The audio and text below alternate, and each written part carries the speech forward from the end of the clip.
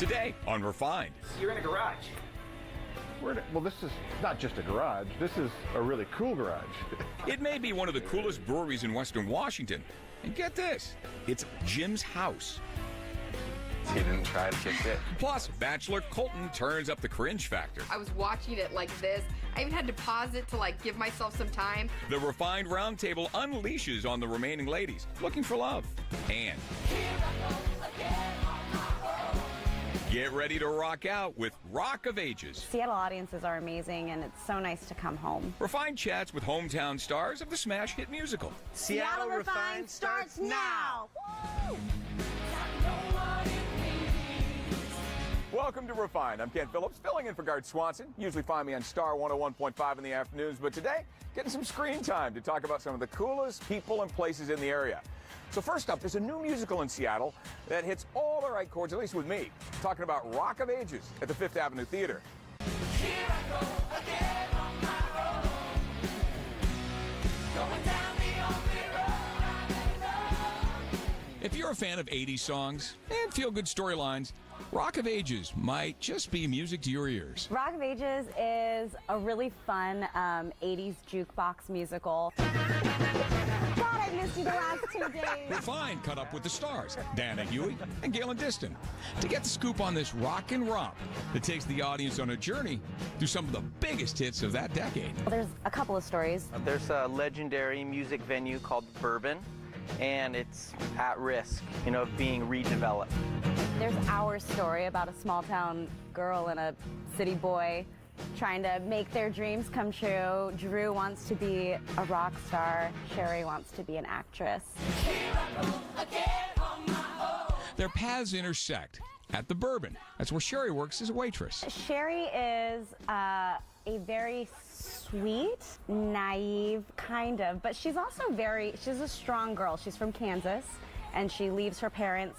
It's like, I'm gonna go make my dreams come true, and she runs off to LA to fight for what she wants, and she goes through a lot of struggles throughout the show, but she always kind of stands up on her own 2 feet. Drew wants to be around the Bourbon and its music, Sunset Strip of the 80s. By association, he'll take what he can get. He'll sweep floors. He'll pick up bags of vomit and garbage just for that, chance to get on stage and have his moment to be a rock star. Speaking of rock stars, there is some true rock and roll royalty in this show. The really cool thing for us with this specific production is that we get to do We Built the City by Jefferson Starship, which is sung by Mickey Thomas, who is in our show playing Dennis, making his theatrical debut. We're trying to emulate the sound of Mickey's voice with We Built this City. Totally. And I'm like, But he's right there. and he's right there.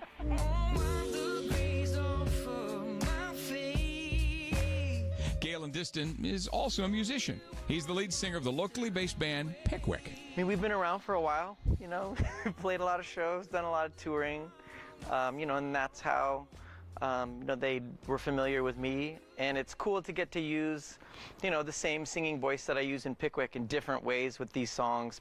And Diana Huey, also from this area. Best known for her career-long run as Ariel in the national tour of The Little Mermaid.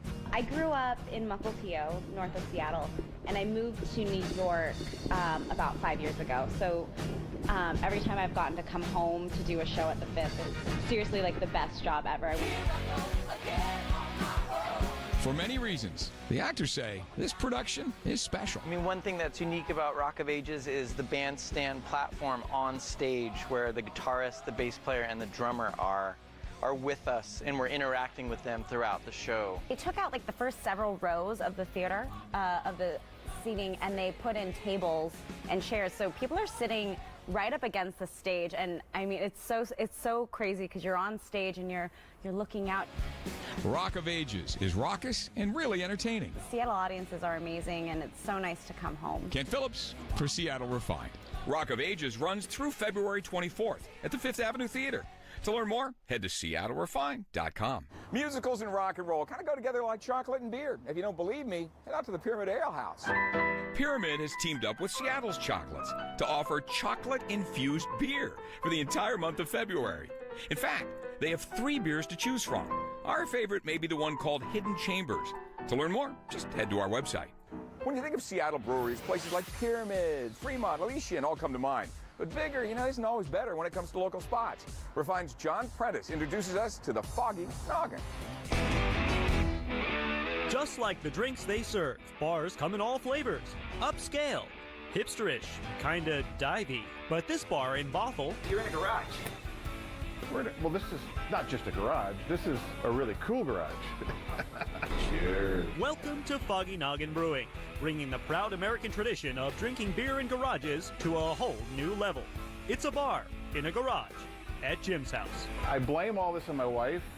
In 1992, she gave me that homebrew kit up there in that red box for a Christmas present, and that started the whole problem. Bittering hops was the first addition into the boil.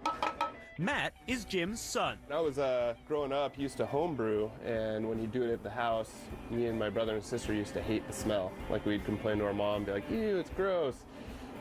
Fast forward through time, got back from college, and all of a sudden it seemed pretty cool to me that he was making beer. Jim says once his kids were legal, so they could help him brew, it was time to go big time. We opened in 2010. March, we turned 9 years old, and we've got a pretty interesting journey. We focus on English ales only. So we bring about 90% of our ingredients we import from England, 10 beers on tap, and the only way you can do that is by doing lots of small batches and having different yeasts and different fermenters, and we can do beers from all over the UK region. It's a lot of fun. I mean, we've poked around with the idea of expanding and everything, but I think he really likes the idea of just being a nano brewery, and he loves when people just come to the garage and get to have that community feel. Come here pretty much every weekend, so meet a lot of great people, drink a lot of good beer, and have a good time. We're open Saturdays 12 to 5 year-round.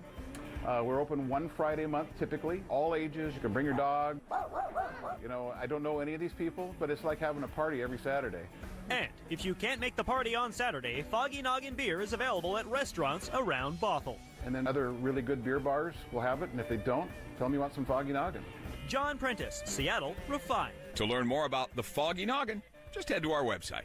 Seattle Refined is just getting started. We started it actually as just a conversation. A conversation that led to a big idea. Meet the lovebirds whose passion for food is only matched by their desire to pay it forward. Plus, that was so steamy, I was getting steamy. Things get hot and heavy on The Bachelor, and you can bet that our Refined Roundtable has a lot to say about it. Wait. That's all coming up.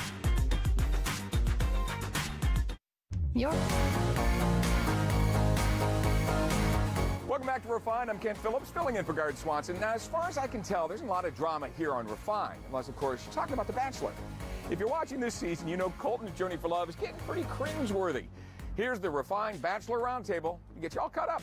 Tonight it's the conclusion of our first to-be-continued episode of the season. Last week's episode opens with Demi referring to herself in the third person and Colton gratuitously showering outside, so we know things are going to get spicy because The Bachelor is in Thailand. Demi has just touched down in Thailand, and I love it here. So the first one-on-one date is Heather, never been kissed. So we are all anticipating this kiss that is bound to happen between Heather and Colton. He's the kind of guy who I would love to have my first kiss with.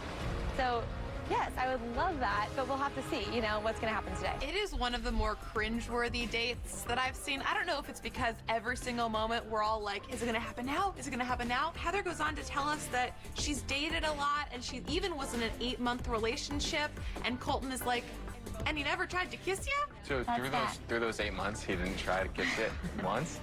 No, we talked, we were very open. I think he just knew the entire time. It just wasn't there. No one's alerted Heather that wasn't a real boyfriend. Like, you've never been kissed because you've never had a boyfriend. The second that she said that, alarm bells should have been going off in Colton's head. This is not somebody that you want to kiss, and it's probably not somebody that you want to date. Even when they were walking on the beach leading up to probably the first kiss, I was watching it like this. I even had to pause it to give myself some time. I was watching this entire scene going, don't do it, man. Don't do it. It's amazing.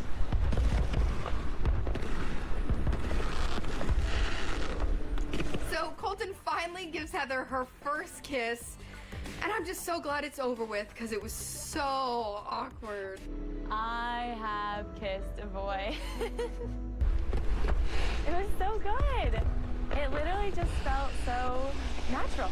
She comes back to the house and is all giddy, and that's when Elise is dressed to the nines, looking fine, and decides that she's gonna have a little conversation with Colton. I'm glad you had a good one. Thanks, guys. It just is really comforting to know that he wants to progress and move forward, and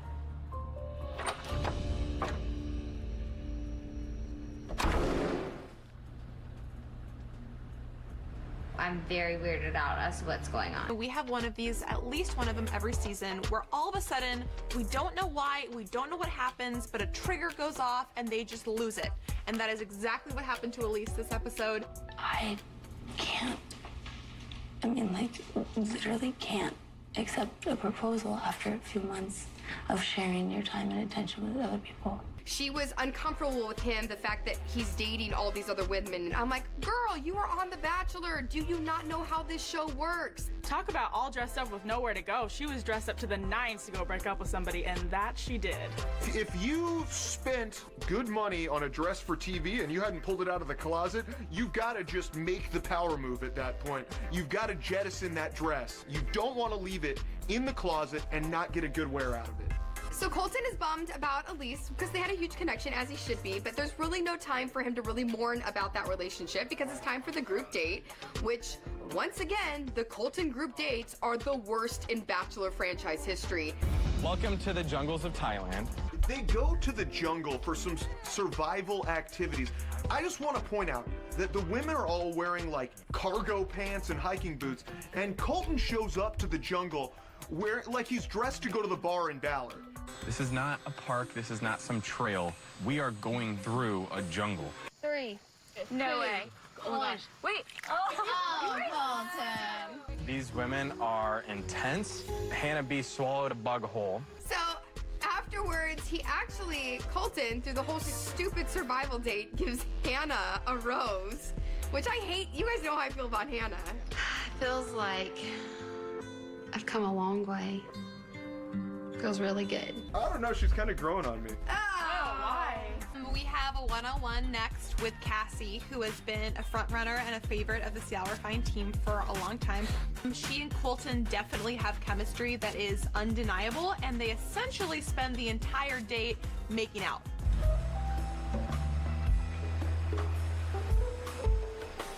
So steamy, I was getting steamy. To me, it's the perfect one-on-one date if you're on this show. I don't want to do an activity. I don't want to bungee jump. I don't want to make a craft. I want to go on a deserted island somewhere and make out with this guy until I can determine whether I want to keep hanging out with him or not.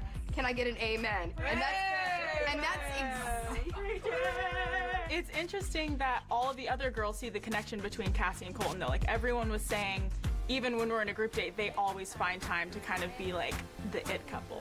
And then it's the drama that no one in America wanted. It's Nicole and Onyeka squaring off, though neither has a chance to win this show. You're risking like false. my You said it. relationship. It is false. That story is totally. You still said it. No, what do you mean? I think for the first time, I'm just trying to stand up to the bully. I feel like I'm standing up to the bully because you really make me feel like I'm in a right now because Colton's here. You're being like very like you're not. Nicole, how many times have we sat down? How many times? Colton.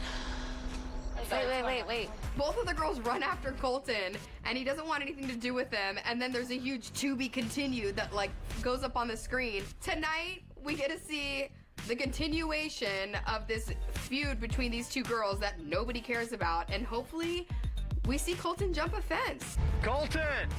Oh my God! That is the real question. Every single time I sit down and watch it, I'm like, is this the episode where he jumps the fence? The Bachelor airs every Monday night, 8 o'clock, right here on Como. Coming up, forget love at first sight. How about love at first bite? Meet a couple with a passion for food and helping others. It's next. Here at Seattle Refined, we never get tired of hearing from you. Like us on Facebook, tweet us your story ideas, or shoot us an email telling us what you want to see on the show. You can find our inbox at hello@seattlerefined.com. Seattle Refined will be right back.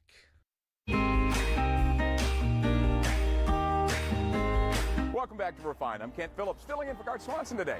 One thing I know about this show is the Refined crew loves good food and a good story. So Refine's Malia Kolinsky found a local spot that had both, of course, she had to check it out. Fresh food served with a smile is always on the menu at Conscious Eatery in Georgetown. Hello. Turkey club sandwich? Sure. So what happens here is we prepare artisan sandwiches, salads, and scratch soups. Customers delight in devouring their delicious offerings and cuddling with official cafe dog, Xander. Hi, cutie. Is it okay? Can I hold you? Most famous puppy. Sierra Laub and business partner Chaz Rowland first met a decade ago when Chaz showed Sierra the ways of waitressing. Sierra was a vibrant, energetic 19-year-old when I met her. I was a lackluster, crazy, rambunctious guy. We most definitely hit it off. I thought he was hilarious. He's very loud. He's funny and he's vibrant and he's really nice. The friends stayed in touch, their paths crisscrossing throughout the years. Together they brainstormed the idea for Conscious Eatery. We started it actually as just a conversation. It was something that we realized the Seattle area really needed because the homelessness issue was getting so up to epidemic levels. Conscious Eatery is much more than a regular restaurant. They do magic math here too. When customers make it a meal, one lunch turns into two. The second meal goes to the homeless. Do you want to make that a meal today? We donate a meal per meal service. Just someone in great. They're so hungry to help others because homelessness has had a major impact on them. And there's been times in my life where I've had dips of in and out of not having a home myself. So homelessness has affected my family personally. My father and my siblings were both homeless when I was in high school. They savor the chance to hand out the sandwiches to people who really need the nourishment. So in the last year, we've donated just over 6,000. We have 500 to donate this month to St. Vincent de Paul. It's the best part of the job, really. It's great to help those in need, to see a smile on other people's faces just because they know that meal was made with love. By the way, love is an important ingredient in everything they do here. While both were committed to fighting hunger, Chaz and Sierra also realized they were committed to each other. One day, we were hanging out, talking about the business, had a great night, probably one of the best nights, I would say, of both of our lives, and it easily led to one kiss, and that led to love. When it happened, it was just automatically, I knew immediately, like I had been waiting forever for this person. We're gonna give back to the community, we're gonna give our 100% to this business, and we're gonna give our 110% to each other. Hospitality and love is number one here. One more. Get this, Xander, the official Conscious Eatery dog, has an Instagram page that he shares with his little sister Zal. If you want to check it all out, the sweet tail-wagging snaps, just log on to our website. We'll be right back. Refine wants to send you on an Alaska Windstar cruise. We're giving away a trip for two that includes a 12-night stay in an ocean view suite. That's right, 12 nights. It's an experience you don't want to miss. For complete rules and to enter for a chance to win, head to seattlerefine.com/Windstar. Good luck, everybody.